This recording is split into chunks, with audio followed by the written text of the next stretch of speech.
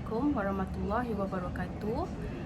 Pada hari ini saya dan ahli kumpulan saya akan membentangkan tentang penyelesaian sengketa Pulau Batu Putih di Selat Johor antara Singapura dengan Malaysia dalam perspektif hukum internasional. Sebelum itu, saya ingin memperkenalkan diri saya. Nama saya Haryati binti Umar. Nombor matriks G268745. Saya akan mulakan pembentangan saya dengan menceritakan tentang kronologi pertikaian di antara di antara Malaysia dengan Singapura berkaitan dengan Pulau Batu Putih. Kronologinya adalah bermula pada tahun 1979 di mana Malaysia telah mengesahkan yang Malaysia adalah pemilik ke atas Pulau Batu Putih apabila pada tahun tersebut Malaysia telah menerbitkan satu peta rasmi. Walau bagaimanapun, pada tahun 14 Februari 1980, Singapura telah menghantar satu nota bantahan terhadap penerbitan peta baru Malaysia tersebut. Pada tahun tersebutlah, iaitu 1980, bermulanya pertikaian Pulau Batu Putih di antara Singapura dan Malaysia.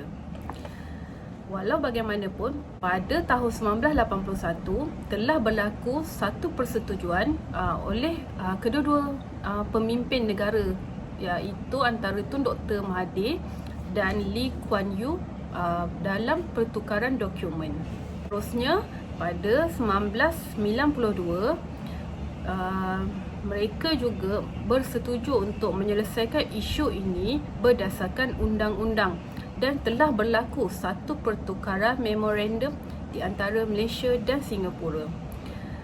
Tahun demi tahun, antaranya di dalam tahun 1993 dan 1994 telah berlaku dua rundingan di antara kedua-dua negara ini, tetapi rundingan tersebut dikatakan gagal untuk mencapai keputusan bersama.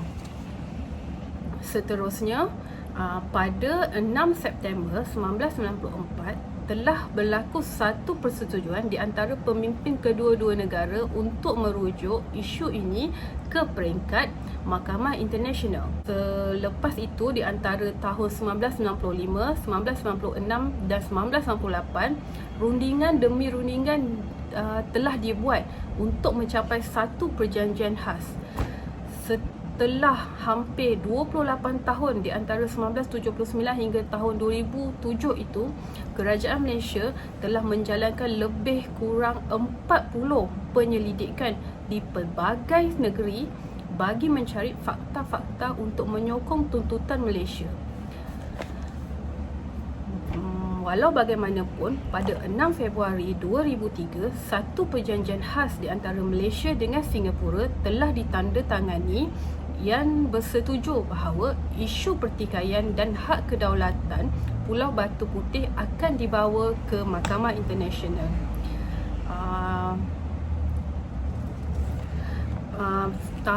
Setahun kemudian, iaitu pada tahun 2004, satu penyerahan memorial di antara kedua-dua negara telah dilakukan. Maka bermulalah proses perbicaraan di Mahkamah Internasional pada tahun 2007. So maknanya daripada tahun 2003 hingga 2007 tu berlaku pertukaran dokumen, persetujuan memfailkan dokumen-dokumen di Mahkamah Internasional.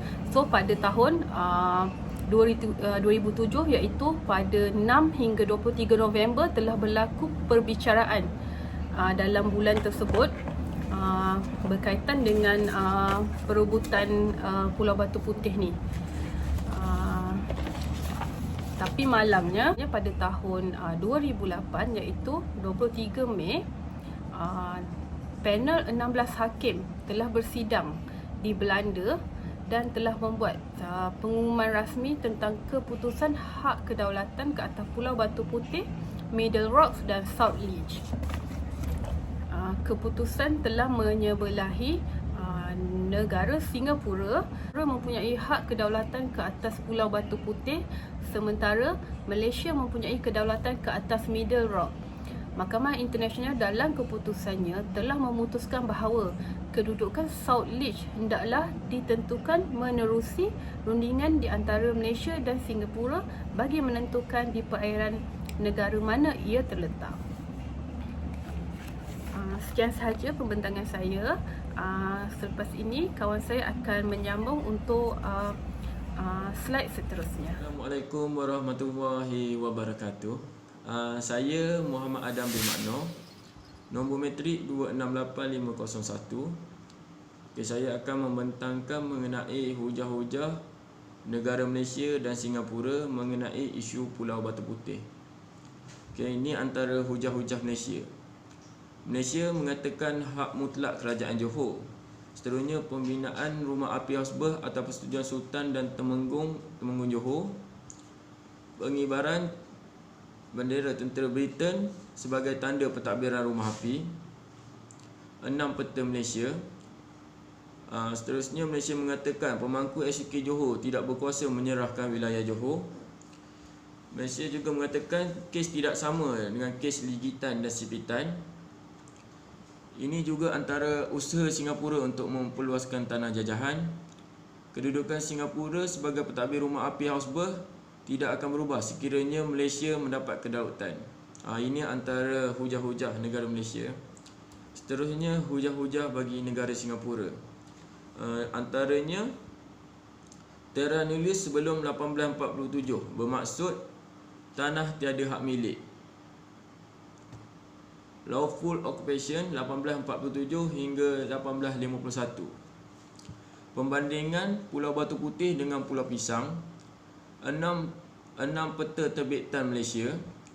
Lepas tu, Singapura mengatakan mempunyai surat pemangku SUK Johor. Persamaan dengan kes Ligitan dan Sipadan. Itu saja hujah daripada negara Singapura. Pada tarikh 23 Mei 2008, 16 panel hakim ICJ bersidang di Hague, Belanda mengumumkan keputusan hak kedaulatan ke atas Pulau Batu Putih, Middle Rock dan South Leach. Keputusan muktamad mengatakan Singapura mempunyai hak kedaulatan ke atas Pulau Batu Putih, sementara Malaysia mempunyai kedaulatan ke atas Middle Rock. ICJ dalam keputusannya memutuskan bahawa kedudukan South Leach hendaklah ditentukan menerusi rundingan antara Singapura dan Malaysia bagi menentukan di perairan negara mana ia terletak.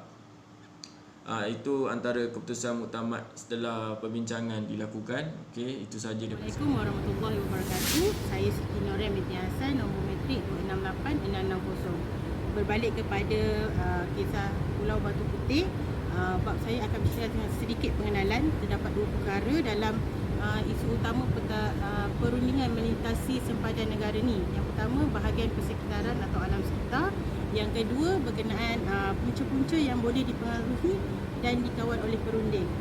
Penyelesaian sengketa Pulau Batu Putih di Selat Johor antara Singapura dengan Malaysia dalam perspektif hukum internasional ni bersifat tangible dan intangible, di mana berlaku antara Malaysia dengan Singapura untuk mendapatkan hak milik Pulau Batu Putih dapat dilihat dalam setiap pihak yang mana mereka mengugut dan mereka berharap pertikaian itu boleh selesai dengan cepat, kerana sekiranya negara tidak mengiktiraf, maka penyelesaian ke arah konflik itu akan terganggu dan tergendala. Kesilapan yang dilakukan pada masa lalu kita boleh simpulkan menyebabkan Malaysia kehilangan kedaulatan ke atas kawasan yang mempunyai hak. Pertikaian menunjukkan bahawa wilayah negara boleh berubah dan menjadi lebih kecil, dan ini akhirnya mengganggu keselamatan negara. Rakyat dan pemimpin negara sepatutnya berganding bahu untuk mencari penyelesaian bagi memelihara kedaulatan negara dan bagi mengelak daripada dijajah serta mencabar imej negara. di sini ada sedikit cadangan di mana penggunaan pelbagai sumber seperti wawancara dengan perwakilan kerajaan Malaysia untuk ICJ mengenai pertikaian ini boleh dijalankan untuk menawarkan pandangan atau pengalaman langsung antara individu yang terlibat dan untuk menyelesaikan pertikaian.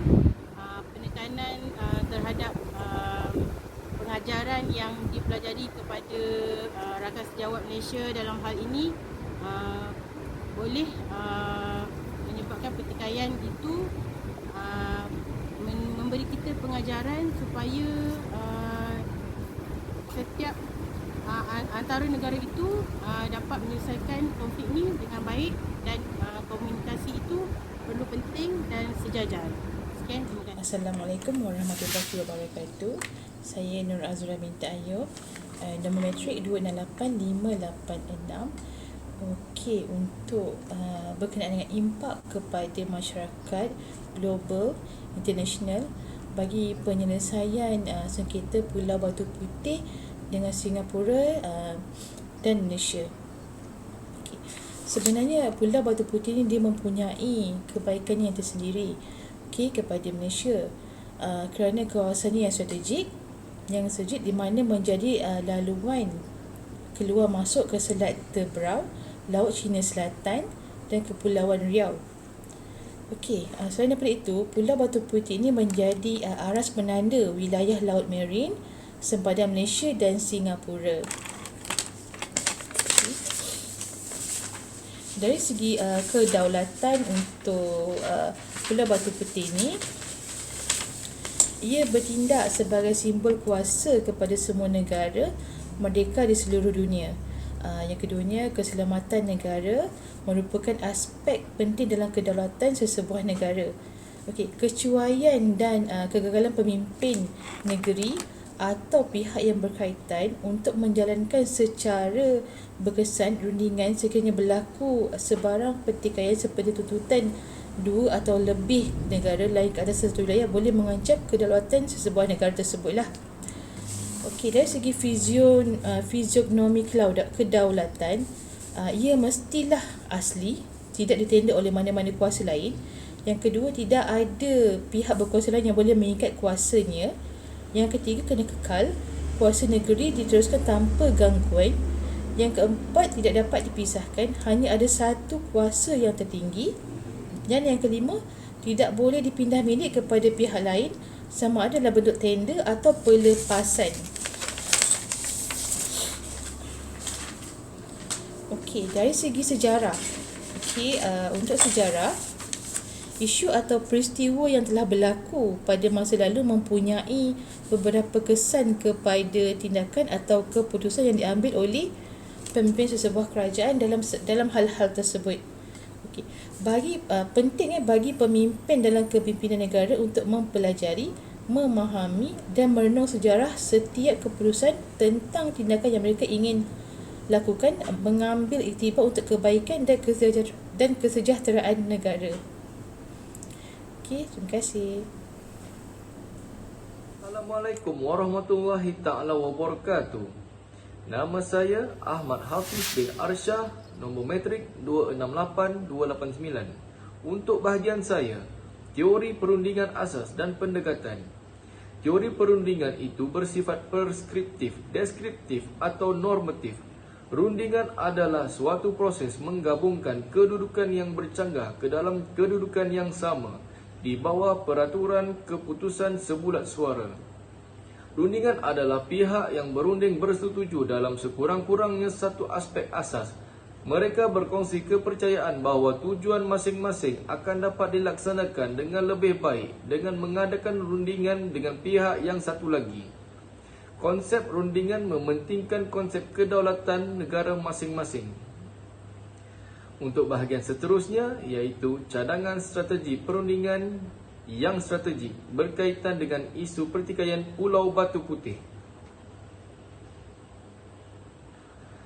Menerima keputusan ini adalah cara terbaik untuk mengekalkan hubungan baik antara kedua-dua negara, Malaysia dan Singapura. Malaysia bersetuju menyerahkan pertikaian ini kepada ICJ. Seluruh warga Malaysia perlu mengambil resolusi ini secara positif dan belajar daripada pertikaian wilayah ke atas Pulau Batu Putih. Seluruh dunia mengetahui bahawa pulau itu adalah milik Malaysia, atau lagi tepatnya ialah di negeri Johor. Johor tidak menuntut pemilikan pulau itu walaupun pengesahan dibuat oleh dokumen hitam dan putih sahaja. Singapura menunjukkan dedikasi mereka untuk menuntut Pulau Batu Putih. Malaysia juga telah membuat tuntutan tetapi tiada susulan dibuat sejak isu itu bermula dibangkitkan 28 tahun yang lalu. Keputusan yang dibuat oleh ICJ mengenai kedaulatan Pulau Batu Putih merupakan situasi masing-masing bagi kedua-dua Malaysia dan Singapura. Malaysia hilang kedaulatannya ke atas Pulau Batu Putih, manakala Singapura kehilangan haknya untuk di Middle Rock. Sekian, terima kasih.